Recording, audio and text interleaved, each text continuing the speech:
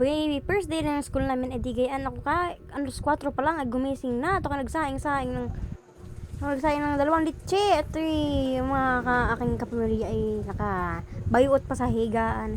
Hindi na yan. Makikita mo na may hugas ng bagat. Bakit ka anong hugas ay gayon pa rin karabo? May sisigang ko na rin yan. Tingnan nyo lang. Aba, yan, tulad na yan.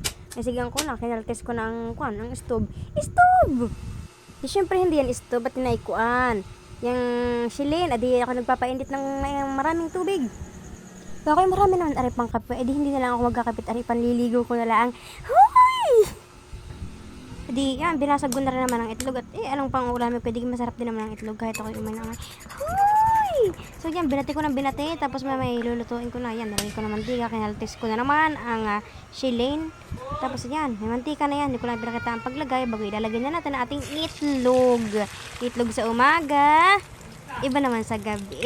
Hindi naman araw-araw itlog. Diyos ko naman ito. Kakaumay-umay naman niya. Di yan. Nakakita ko kayo nga. Kalaki ko sumubo. Di sarap na mat niya na nakaulim ng itlog. Bagay yan. Hindi ko na pinakita ang aking outfit. Gawa na kayo nakapatila. Ang din naman. Di yun ako nakahanay na. Bago yan nung kami seminar na. Ay hindi ako masyado nag-cellphone at ko. Ay pakipagagalitan. Oh my God!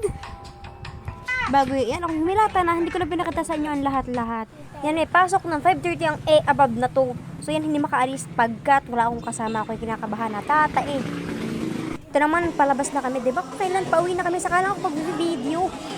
So yan ate hagad na ang person. Ano makikita mo naman. Tapos ayan pauwi na kami. Nag-walk kami sa pathway. So yan mag-isa lang ako loner person. Kasi naman diba first day pa lang naman. So ayan pagdating baga naman sa karsada ako'y loner pa din. Siguro kailangan ko na maghanap ng kwan. Hoy! So yan ate ko, just got home ang above na to. Pati ba naman sapatos ay binidyo? Diyos ko naman. Grabe naman yun. Got home. Bilis ha. Ang above na to.